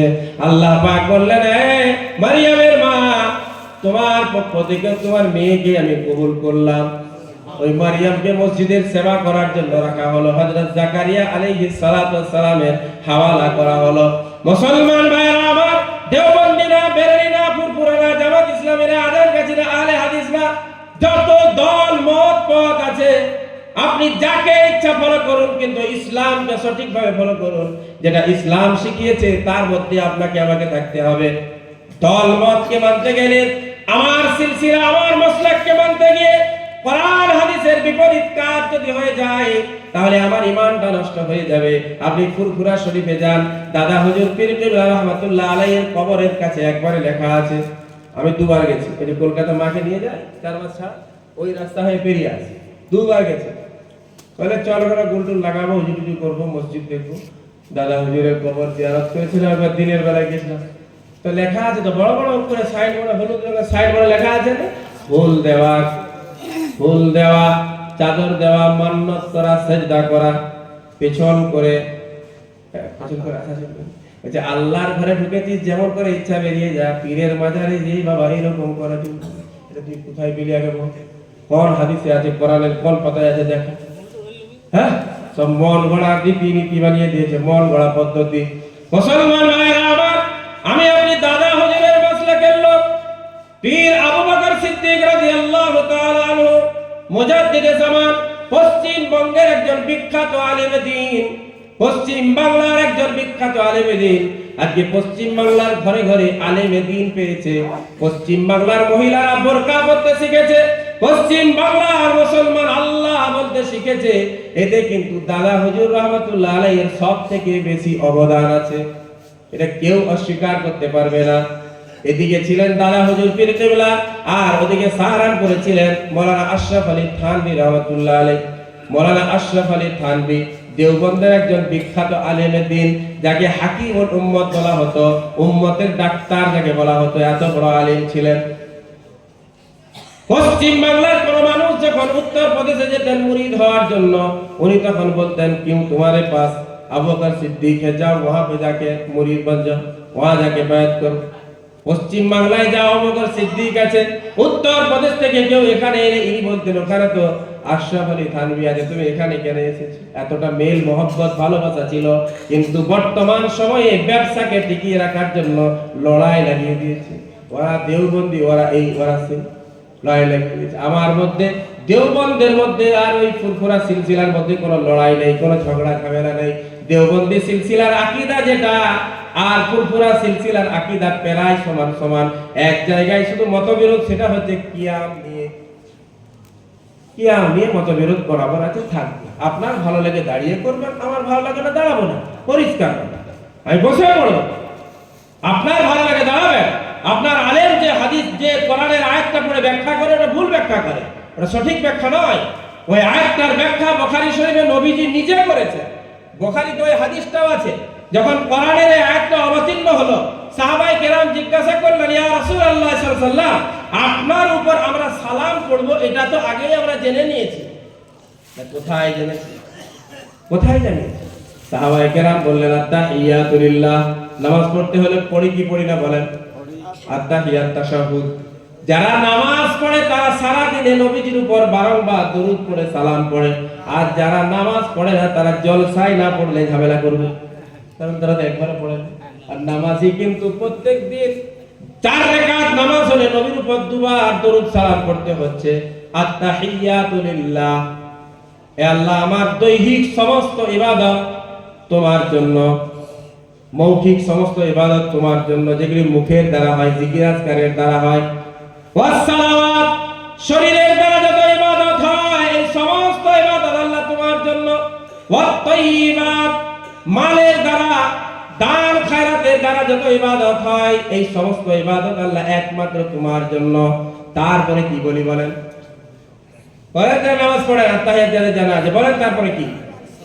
আসসালামু, আগে বলো আসসালামু আলাইকা আইয়ুহান নবী। এটা কি? কেউ যদি বলে অমুক ব্যক্তি সালাম পড়ে না, ওর থেকে মিথ্যাবাদী পৃথিবীতে কেউ। আসসালামু আলাইকা আইয়ুহান নবী, ও নবী আমরা তো আপনার উপর সালাম পড়ার পদ্ধতি আগেই শিখে নিয়েছি। কোথায় শিখেছো? আত্তাহিয়াতের মধ্যে। ওই যে একটা আয়াত পড়ে ইন্নাল্লাহা ওয়া মালাইকাতাহু, 22 নম্বর পারার আয়াত, ইন্নাল্লাহা ওয়া মালাইকাতাহু ইউসাল্লুনা আলান নবী ইয়া আইয়ুহাল্লাযীনা আমানু সাল্লু আলাইহি ওয়া সাল্লিমু তাসলিমা। এই যে আল্লাহ বলে, যে আল্লাহ এখানে দাঁড়াতে কোথায় বলেছে দেখাতে পারবে? দেখাতে ইন্নাল্লাহ, ইন্না মানে নিশ্চয়, আল্লাহ মানে আল্লাহ, মালাইকাতুন মানে ফেরেশতা, ইউসাল্লুন মানে দরুদ পড়ে, সালাম পড়ে, দরুদ পড়ে, আলান নবী, আলা মানে উপর, নবী মানে নবী, নবীর উপর দাঁড়ানোর কথা কোথায় বলেছেন আল্লাহ কোরআন? ফালতু এখানে তাফসীর করে ভুল ব্যাখ্যা মানুষকে দিয়ে আমার আপনার মধ্যে লড়াই লাগিয়ে দিচ্ছে। একটা গ্রামের 400 মানুষ তাদের মধ্যে লড়াই লাগিয়ে দিচ্ছে, কিন্তু ফুরফুরা শরীফের আরো যারা আছেন, মিশকাত সিদ্দিকী বাংলাদেশে থাকেন, আবার ওই সবার সিদ্দিকী আমাদের এই গ্রামেও এসেছিলেন। ওনাদের বায়ান আপনি ইউটিউবে সার্চ করবেন, পরিষ্কার ভাষায় বলছে দাদা হুজুরের মত হলো যার দাঁড়িয়ে ইচ্ছা দাঁড়িয়ে পড়বে, আর যার বসে ভালো লাগে সে বসে পড়বে। এটাই লড়াইয়ের কিছু নেই। আমার ভালো লাগে আমি দাঁড়াবো, তোমার ভালো লাগে না তুমি দাঁড়াও না, তুমি বসে পড়ো। কারণ নামাজের মধ্যেও তো সালামটা বসে পড়া হয় না, দাঁড়িয়ে পড়া হয়। আপনি যদি বলেন দাঁড়িয়ে ছাড়া নবীর উপর সালাম পড়া যাবে না, তাহলে আজ থেকে আপনি যখন নামাজ পড়তে যাবেন, আমি যখন নামাজ পড়তে যাব, নামাজ পড়তে গেলে আমাকে আলহামদুলিল্লাহ রাব্বিল আলামিন সব বসে পড়তে হবে, আর তাহিয়াতের সময় দাঁড়িয়ে যেতে হবে, না হলে তো কিন্তু নামাজ হবে না। মুসলমান বিবেককে প্রশ্ন করুন, আবেগে এই কথা বললে চলবে না। যা আমরা করে এসেছি করে আসবো না। তোমার আব্বা সাইকেল চালাতো, তুমি কেন মোটর সাইকেল চালাবে? তোমার আব্বার থাকার জন্য ঘর ছিল না, তুমি কোনো দালান বানালে? তোমার দাদু গরু গাড়িতে বিয়ে করতে গেলে, তুমি এখন ভলভো নিয়ে গেলে কেন? বল যে এগুলো আপডেট হবে, এখানে আমরা মানবো না। ওখানে যদি আপডেট হয় এখানে আপডেট হবে। ওখানে যদি ওল্ড ভার্সন চলছিল আজকে চলবে না লেটেস্ট, এখানেও ধর্মের বিষয়েও লেটেস্ট চলবে, ওল্ড ভার্সন চলবে না। এটা বাদ দিতে হবে। কোরআন হাদিসকে সামনে রেখে বাদ দিতে হবে। কোরআন হাদিস ছেড়ে দিয়ে কেউ বাদ দেওয়ার কথা বলে না। আপনি সালাম পড়ুন, দাঁড়িয়ে পড়ুন, আমি বসে পড়বো, আপনি আমাকে তিরস্কার করবেন না, আপনাকে আমি তিরস্কার করব না। কিন্তু আপনি যদি আমাকে ধরতে যান তাহলে কিন্তু ধরতে বাধ্য হয়ে যাব। তাহলে যে কথা আমি বলছিলাম, একটা জিনিসের মতো বিরোধ হয়ে গেছে আমাদের মধ্যে, দাঁড়িয়ে সালাম পড়া আর বসে সালাম পড়া নিয়ে। অন্যথায় ফুরফুরা আর দেওবন্দের মধ্যে কোনো রকমের কোনো মতবিরোধ নাই, কোনো দ্বিমত নাই, সকলের মধ্যে মেল মহব্বত ভালোবাসা প্রেম প্রীতি ছিল। আজকে আপনার ওই মিশকাত সিদ্দিকীর বায়ান আপনি গুগলে সার্চ করবেন, ইউটিউবে সার্চ করবেন, দেখবেন উনি পরিষ্কার ভাষায় বলছেন। ওনার বায়ানের মধ্যে নূরানিয়াত আছে, ওনার চেহারার মধ্যে নূরানিয়াত আছে। সত্যিকারের যদি কেউ পীর হন, উনি একজন বিখ্যাত মানের পীর। অনেক চেষ্টা করেছে কিন্তু আনতে পারি না, কেন বাংলাদেশে থাকে বেশি। মিশকাত সিদ্দিকী নাম সার্চ করবেন, তারা এই কথা দাদা হুজুরের এই মত পথের কথা আজও বলছেন। বর্তমান সময়ে তো লড়াই লাগিয়ে দিয়েছে। ওই যে মুফতি আব্দুল কাইয়ুম সাহেব, বসিরহাটে বাড়ি, মুফতি আব্দুল কাইয়ুম সাহেব নাম শুনেছেন? মুফতি আব্দুল কাইয়ুম, মুফতি আব্দুল মতিন, মুফতি আব্দুল কাইয়ুম সাহেব, মুফতি আব্দুল মতিন সাহেব কথা বলতে গিয়ে একটু বলে দিয়েছেন, নবীরা ওই মোটের ছেলে ছিল, গরিবের ছেলে ছিল, ভিখারির বাচ্চা ছিল। এই ভাষা মুফতি আব্দুল মতিন সাহেব বলে দিয়েছেন। এইবারে তোলপাড় মুসলমান, হে মুসলমান মৌলবি, তোমার এই কথাটা ইউটিউবের মাধ্যমে সারা পৃথিবীবাসী দেখছে, সারা পশ্চিম বাংলার হিন্দু মুসলিম সবাই দেখছে। তারা দেখে কি শিক্ষা নেবে? এই দেখ মৌলবীদের মধ্যে কত লড়াই, নিজেদের মেল না। এছাড়া আর কি বলে? মুফতি আব্দুল মতিন সাহেব নবীদেরকে বলে দিয়েছে, গরিবের বাচ্চা ছিল, ভিখারির বাচ্চা ছিল, সে তো নিজে অনুতপ্ত, তার মনের মধ্যে দুঃখ বেদনা কষ্ট আছে। মুফতি আব্দুল কাইয়ুম সাহেব বসিরহাটের একজন বিখ্যাত মানের মুফতি সাহেব, ফুরফুরা সিলসিলার একজন বিজ্ঞ আলেম, তাকে এখন তার অনুসারীরা, তার মান্যওয়ালা, তার ভক্তরা তার হাতে হাত দিয়ে বেয়াত করে নিয়েছে, তাকে পীর বানিয়ে নিয়েছে। এরপরে কিছু লোক উঠে পড়ে লেগেছে, এরকমই পীর হয়ে যাবে। ওর বাপ দাদা 14 গোষ্ঠীর দিকে লক্ষ্য করে দেখো, একটা দুটা তিনটা পীর পেরিয়ে গেলে ওর বাপের নাম ছিল নিমাই চাঁদ। এই বায়ানটাও মনে শুনেছে ফেসবুকে, ইউটিউবে। ওর বাপের নাম ছিল নিমাই চাঁদ, তার বাপের নাম ছিল গড়াই চাঁদ, তার বাপের নাম ছিল শ্রীকান্ত। তো ওর ছেলে আবার কি করে পীর হতে পারে? আর এই কাফেরের ছেলে যদি নবী হতে পারে, কাফেরের ছেলে যদি নবী হতে পারে, ইব্রাহিম নবীর বাপ কে ছিল? ইব্রাহিম নবীর বাপ কাফের ছিল, জাহান্নামে যাবে। কোরআন বলছে, আজ আপনি কোরআন খুলুন, ওয়াইজ ক্বালা ইব্রাহিম লিআবিহি আযার, তার বাপের নাম ছিল আযার। হ্যাঁ আব্বা, আপনি মূর্তি পূজা কেন করছেন? ওয়াজকুর ফিল কিতাবে ইব্রাহিম, কোরআন শরীফ খুলুন 16 নম্বর পারা সূরাতুত তাহা। ওয়াজকুর ফিল কিতাবে ইব্রাহিম ইন্নাহু কানা সিদ্দীকান নাবিয়্যা। ইব্রাহিম নবীর আলোচনা কোরআনে আল্লাহ করেছেন, একজন সত্যবাদী নবী ছিলেন। যখন সে তার আব্বাকে বললেন, আল্লাহ ঘটনা বর্ণনা করছেন, ইজ ক্বালা লিআবিহি, যখন সে তার আব্বাকে বলল, ইজ ক্বালা লিআবিহি ইয়া আবাতি, ওগো আব্বা জান। ইয়া আবি বলেন না, ইয়া আবাতি। আবাতি, এই যে তাজের তি, এটা বাড়িয়ে শিক্ষা দেওয়া হয়েছে। ছেলে যখন বাপের সাথে কথা বলবে, আব্বা জান, ভালো হবে, সুন্দর ভাষা, নরম ভাষায়, কর্কশ ভাষা নয়, নরম ভাষায় আব্বাকে ডাক দিবে, ও গো আব্বা জান। ইব্রাহিম বলবেন, বাপ কাফের, তাও কি বলছেন, ইয়া আবাতি লিমা তা'বুদু, আপনি কেন ইবাদত করেন তাদের? মা লা ইয়াসমাউ, যারা শুনতে পায় না, ওয়ালা ইউবসিরু, যারা দেখতে পায় না, ওয়ালা ইউগনি আনকা শাইআ, আর যারা আপনার কোনো উপকারে আসবে না, উপকার করতে পারবে না। ইব্রাহিম নবীর আব্বা তখন বললেন, তুমি কি আমার মাবুদদেরকে মানছো না? তুমি আমার খোদাদের তাওহীদ করছো? তাহলে তুমি যদি ফিরে না আসো, তোমাকে পাথর ঠুকে ঠুকে আমি মেরে ফেলবো, কিংবা ঘর থেকে বের করে দিব। ও মুসলমান ভাইরা, তাই বললাম, আবেগে নয়, বিবেককে কাজে লাগান, বিবেককে প্রশ্ন করুন। প্রত্যেকটা মানুষের কাছে আল্লাহ একজন করে মুফতি দিয়েছেন, আর সেটাই হচ্ছে সবথেকে বড় মুফতি। সেই মুফতির নাম হচ্ছে আমার আপনার হৃদয়। দাঁড়িয়ে আপনি পেশাব করতে যাচ্ছেন, তখন এই মুফতিকে জিজ্ঞাসা করুন, এর দাঁড়িয়ে পেশাব করা যাবে কি যাবে না? দিল আপনাকে বলবে না, পেশাব করা যাবে না। কোন জায়গায় আপনি পেশাব করছেন, দিলকে জিজ্ঞাসা করুন, এখানে পেশাব করবে করবো না? দিল আপনাকে বলবে এখানে পেশাব করা চলবে না। এই দিল হচ্ছে আমার আপনার কাছে সব থেকে বড় মুফতি আল্লাহর পক্ষ থেকে। এই মুফতিকে জিজ্ঞাসা করুন, এই কথাটা কি ঠিক বলেছেন যে তার একটা দুটা গোষ্ঠী পেরিয়ে গেলে তার বাপের নাম হবে নিমাই চাঁদ? মুফতি আব্দুল কাইয়ুম সাহেবের বাপের নাম হচ্ছে নিমাই চাঁদ, তার বাপের নাম হচ্ছে গড়াই চাঁদ, তার বাপের নাম হচ্ছে শ্রীকান্ত মাহাতো। ওই শ্রীকান্ত মাহাতোর ছেলেটা কি করে পীর হতে পারে? পীর কোন কারোর বাপ দাদার পৈতৃক সম্পত্তি নয়। যে আলেম হবে, যার মধ্যে ইলম থাকবে, জ্ঞান থাকবে, কোরআন হাদিসের যোগ্যতা থাকবে, আল্লাহ ওয়ালা হবে, নবীর সুন্নাত ফলো করবে, নবীর সুন্নতের উপর চলবে, তাকেই পীর বলা যেতে পারে। কিন্তু পীর তো কোনো বাড়ির ফসল নয়। আমার মধ্যে যদি ওই যোগ্যতা থাকে, আমি একজন পীর। আপনার মধ্যে ওই যোগ্যতা থাকলে আপনি একজন পীর। পীর মানে আল্লাহ ওয়ালা, আল্লাহর প্রিয় বান্দা, যে সব সময় আল্লাহকে স্মরণ করে। ইব্রাহিম নবীর আব্বা ছিল কে? কথা বলেন, কে ছিল? ইব্রাহিম নবীর আব্বা ছিল আযার, দ্বিতীয় নাম হচ্ছে তারেক।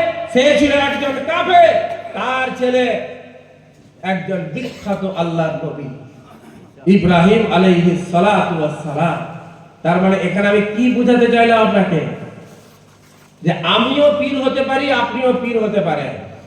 যে আমার বংশটা কত দূর যাচ্ছে, নবী পর্যন্ত যাচ্ছে না যাচ্ছে কোনো জরুরি নয়। হতে পারে আমার আব্বা তার আব্বা তার আব্বা তারপরে কাফের ছিল, কোনো অসুবিধা নেই। আমি পীর হতে পারি, আমার মধ্যে যদি যোগ্যতা থাকে। যদি ইব্রাহিম নবী হতে পারে, আমি কেন পীর হতে পারবো না? মুসলমান যুবক জওয়ান ভাইরা, যাই হোক, হযরত নূহ আলাইহিস সালাতু ওয়াস সালাম তিনি একজন নবী, আর তার ছেলে, কথা বলে, তার ছেলে কেনান ঈমান এনেছিল না ডুবে মরেছিল? নবী নবুয়ত নিজের ছেলেকে যেমন বাঁচাতে পারে নাই, বাপ কাফের হতে পারে, তার কাফের হওয়ার কারণে তার ছেলের ওলায়েত খতম করতে পারবে। এটা যে যার যোগ্যতা, যে যোগ্যতা অর্জন করবে সেই যোগ্যতা নিয়ে চলবে। তাই মুসলমান যুবক জওয়ান ভাইরা আমার, পর্দার অন্তরালে আমার অত্যন্ত শ্রদ্ধেয় মা ও বোনেরা, মান্নত করব কার কাছে করব? জোরে করে বলেন। মান্নত কার কাছে করব?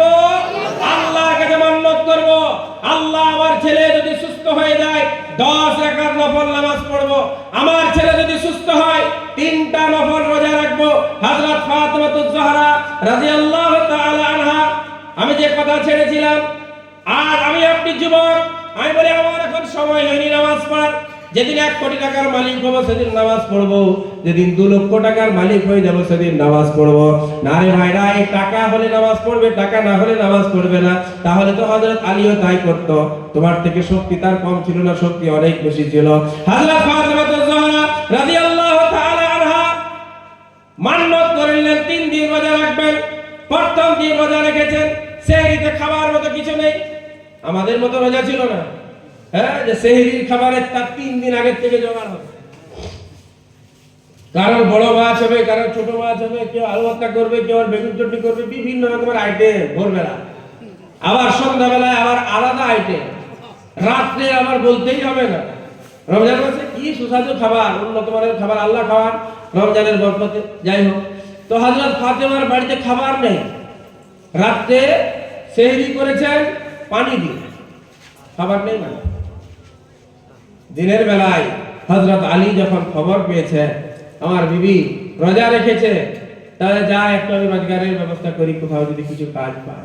এক ইহুদির বাড়িতে গেছে, যাওয়ার পরে ইহুদিকে বলেছেন যে আমাকে আপনি কিছু কাজ দিন, কাজের বিনিময়ে কিছু জবটাও দিবেন, সেগুলি কুটে, ওই গম নয়, গম তো খুব উন্নত জব, যেটা আজকে আমাদের গরু ছাগলও খায়। জব চাষ হয় আমাদের এলাকায়, ও গরু কেউ চুবে না, ও গরুও না ছিটকাবে, তোরা খাস না, আমি কেন এরকম যাও কিছু কাজ দাও, ও তুলা দিয়ে যে তুলাগুলি বেছে আলাদা আলাদা করতে হবে, ময়লা পরিষ্কার করতে হবে। যে কাজ করেছে, কাজ করার পরে আপনার 1 সের, যাই হোক যা মাপ ছিল সেই সময়, ওই আপনার জব দিয়েছে। জব আনার পরে হযরত ফাতিমাতুজ জোহরা রাদিয়াল্লাহু তাআলা আনহা কাছে পৌঁছে দিয়েছেন। নবীর বেটি ফাতিমাতুজ জোহরা নিজের হাতেই জাতা কল চালাতেন। ওই যে আটা পিসার যে যন্ত্র, আগে ওই ও আর বই 1-2 এর বইয়ে মনে হয় দেখেছিল, ফটো কাজ করতে হয়নি, মেশিন চলে এসেছিল আমাদের সময়। ওই জাতা কলে আটা কুটা হতো। ফাতেমা নবীর বেটি, জান্নাতের মহিলাদের সর্দারনি, নিজের আটা নিজেই পিসাই করছে, পানি নিজে বয়ে আনতে হতো, কাঁধে করে কিংবা কোলে করে, যাই হোক কোমরে করে, পানি নিজে বয়ে আনতে হতো, ঘরে ঝাড়ু নিজে লাগাতে হতো। মা বোনেরা অনেকে আছেন, তাই আপনাদের জন্য দু একটা কথা বলে দিই। দাদা নিজে হাতে করে ঘোরাতেন, পানি নিজে বয়ে আনতেন, আর কি বললাম, ঘরে ঝাড়ু টাড়ু নিজেই দিতেন। একদিন হযরত আলী বলেন, ফাতেমা, আজকে তোমার আব্বার কাছে অনেকগুলি বাঁধি গোলাম এসছে, তুমি যদি চাও তাহলে তোমার আব্বার কাছে গিয়ে একটা বাঁধি কিংবা গোলাম চেয়ে নাও, সে একটু কাজ করবে, তোমার একটু আসানি হয়ে যাবে। হযরত ফাতেমা বলেন, ঠিক বলেছে, যাই। নবীজি সাল্লাল্লাহু আলাইহি ওয়াসাল্লাম তকসিম করছেন, বিলি বন্টন করছেন, যার যা প্রয়োজন আছে, কাউকে বাঁধি দিচ্ছেন, কাউকে গোলাম দিচ্ছেন। হযরত ফাতেমা দূর থেকে দাঁড়িয়ে দেখছেন, দেখে লজ্জায় বলতে না পেরে ফিরে গেলেন। নবীজি কিন্তু লক্ষ্য করেছেন, নবীজি সাল্লাল্লাহু আলাইহি ওয়াসাল্লাম সময় মতো আবার হযরত ফাতিমাতুজ জোহরা রাদিয়াল্লাহু তাআলা আনহার বাড়িতে গেলেন। গিয়ে জিজ্ঞাসা করলেন, বেটি কালকে তুমি গেছিলে, কোনো বিষয় ছিল, কোনো আবেদন নিয়ে গেছিলে, বলতে পারোনি, বলো। না আব্বা, আপনার জামাই বলছিল আপনার কাছে নাকি অনেক বাঁধি গোলাম এসেছিল, আপনার জামাই আমায় পাঠিয়েছিল যে একটা বাঁধি কিংবা গোলাম চেয়ে আনতে, যে আমাদের ঘরের কাজকর্ম একটু করবে। তো আপনার কাছে অনেক লোকজন ছিল, এই জন্য আমি বলেই চলে এসেছি। নবীজি বললেন ফাতেমা, নবীজি বললেন ফাতেমা, আমি তোমাকে বাঁধি বা গোলামের চেয়ে উন্নত জিনিস দিচ্ছি, উন্নত সম্পদ দিচ্ছি, উত্তম সম্পদ দিচ্ছি, মূল্যবান সম্পদ। তুমি যখন সারা দিনের কাজ করে ক্লান্ত হয়ে যাবে, আটা পিছে পিছে ক্লান্ত হয়ে যাবে, পানি এলে ক্লান্ত হবে, ঘর ঝাড়ু দিয়ে ক্লান্ত হয়ে যাবে, রাত্রে বেলায় যখন ঘুমাতে যাবে ফাতেমা 33 বার পড়ে নেবে আলহামদুলিল্লাহ। নবী যাকে আল্লাহ বললেন, ও নবী আপনি যদি চান তাহলে উহুদ পাহাড়কে সোনা করে দেবেন। উহুদ পাহাড় কয়েক কিলোমিটার, কয়েক কিলোমিটার। এই যে হাজী সাহেব পেছনে বসে আছে, মক্কা মদিনায় ছিলেন অনেকদিন, বড় ভাগ্যবান ব্যক্তি স্টেজে বসে আছে। মক্কা মদিনায় ঝাড়ু দিয়েছে, নবীর গলিতে ঝাড়ু দেওয়ার সৌভাগ্যই কে পায়? কত কবি বলে না, ওগো নবী আপনার গলি যদি কুকুর হতাম তাও লাভ হতো। হ্যাঁ, কমপক্ষে তো আপনি যেখানে চলেছেন সেখানে চলতে তো পেতেন। বড় ভাগ্যবান তারা। তাই যাদেরকে আল্লাহ টাকা পয়সা দিয়েছে হজ করার নিয়ত করুন, হজ করার নিয়ত করুন। যারা শক্তিশালী টাকাওয়ালা, কম টাকা যাদের আছে উমরা করার নিয়ত করুন। 50,000 60,000 টাকায় আমি করিয়ে দিব, আমার যোগাযোগ আছে। কলকাতা থেকে যাবেন 1.5 লাখ টাকা নেবে, আমাকে বলবেন 1 বছর পর যাবেন, 1 বছর আগে টাকা দিতে হবে, 40,000 টাকায় উমরা হয়ে যাবে, 15 দিন মক্কায় থাকতে হবে। কত টাকা? কত গো? এখনকার যুবক ছেলেদের একটা মোবাইলের দাম। আমার লোক আছে দিল্লি থেকে, আছে দিল্লি থেকে যেতে হবে, যাই হোক। তো উনি ছিলেন ওই মক্কা মদিনায়। নবীজি সাল্লাল্লাহু আলাইহি সাল্লাম ফাতেমাকে বললেন, ফাতেমা, আর আমাদের হলে কি বলতাম, চল তোকে আর শ্বশুরঘর করতে হবে, চল ঘর চল। জামাই, নিমুরে দা জামাই, ঘরে কোনো ব্যবস্থা নাই, ফ্যান নাই, এই নাই সেই নাই, কল করতে পারেনি, লোকের ঘর থেকে পানি আনতে হবে, তাও তোকে শ্বশুরঘর করতে হবে। আমাদের গার্জেনরা বলবে না? হ্যাঁ, কিন্তু ও তো বিশ্ব নবী কি বলছেন বেটিকে, বেটি তোমাকে তার থেকে উত্তম শিক্ষা আমি দিয়ে দিচ্ছি, আমল করো। রাত্রে বেলায় তুমি যখন ঘুমাতে যাবে 33 বার আলহামদুলিল্লাহ পড়ে নেবে, 33 বার সুবহানাল্লাহ পড়ে নেবে, আর 34 বার আল্লাহু আকবার পড়ে নেবে। সারা দিনের যত ক্লান্তি তোমার থাকবে, আল্লাহ রাব্বুল আলামিন এই তাসবিহগুলির ওসিলায় আল্লাহ তোমার সারা দিনের ক্লান্তিকে দূর করে দিবে। সারা দিনের তোমার সমস্ত ক্লান্তি দূর হয়ে যাবে। মুসলমান ভাইরা, আমার পর্দানশীন মা ও বোনেরা, সেই ফাতেমাতুজ জোহরা কিছু আটা এনে দিয়েছে।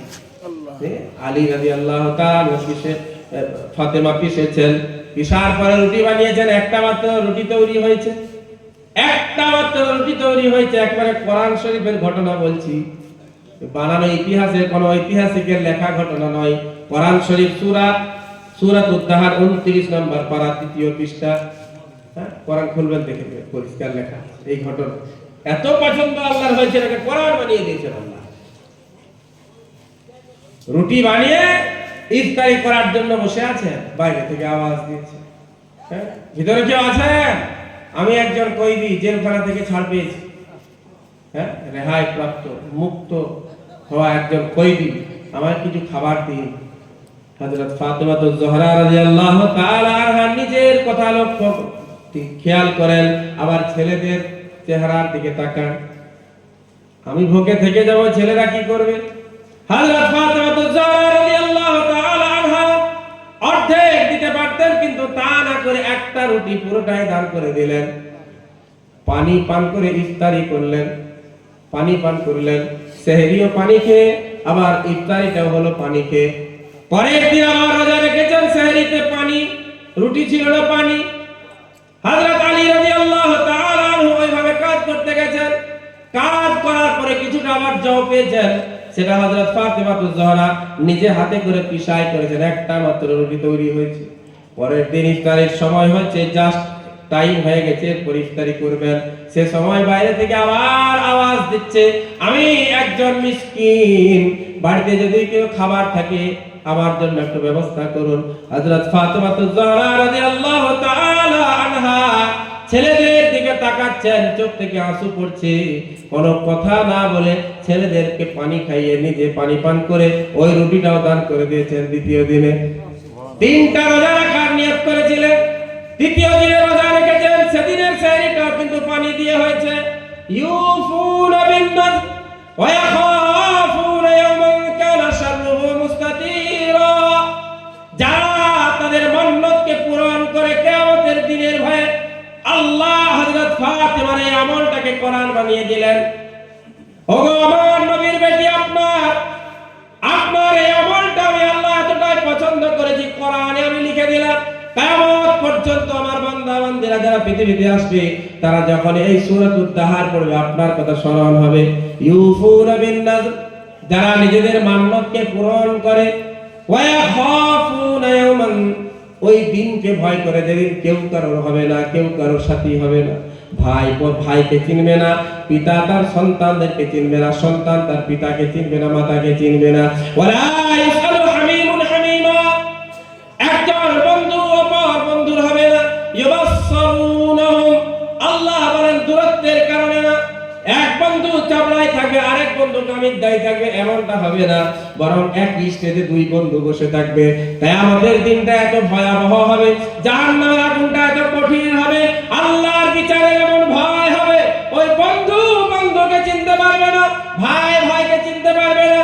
ইউবাসসারুনহুম, যদিও তারা একজন আরেকজনকে দেখতে পাবে, ইউবাসসারুনহুম, একজন আরেকজনকে দেখবে। ইয়াওয়াদুল মুজরিম, অপরাধী সেদিন আকাঙ্ক্ষা করবে, আল্লাহর কাছে ইচ্ছা প্রকাশ করবে। ইয়াওয়াদুল মুজরিম লাউ ইয়াফতাদি মিন আযাবি ইয়াওমাইযিন বিবানি, আজকে যদি মুক্তিপণ দিয়ে বাঁচা যেত, তাহলে আমি আমার সন্তানকে জাহান্নামে দিয়ে দিতাম, আমি জান্নাতে চলে যেতাম।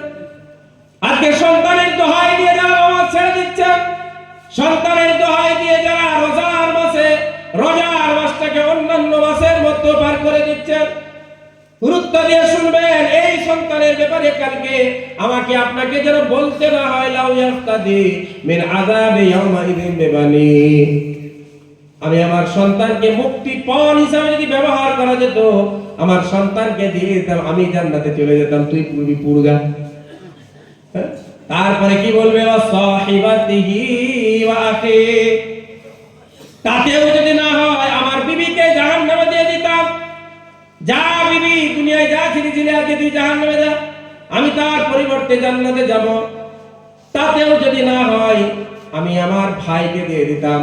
একটা মানুষের সর্বপ্রথম নিকটের মানুষ হয় তার ছেলে, তারপরে তার নিকটের মানুষ তার বিবি, তারপরে তার নিকটের মানুষ তার ভাই। ওয়া সাহিবাতিহি ওয়া আখিহি ওয়া ফাসিলাতিহি আল্লাতী তুই, আল্লাহ তাতেও যদি না হয় আমি আমার আত্মীয় স্বজন পাড়া প্রতিবেশী সকলকেই মুক্তিপণ হিসাবে দিতে চাই, শুধুমাত্র আমাকে আপনি জাহান্নামের আগুন থেকে বাঁচিয়ে নিন। আল্লাহ বলবেন না না না, কাল্লা, কখনো এটা সম্ভব না। তুমি আমল খারাপ করেছো, তোমাকে তোমার সাজা পেতে হবে। সে ভালো আমল করেছে, সে তার প্রতিদান কিয়ামতের দিনে পাবে।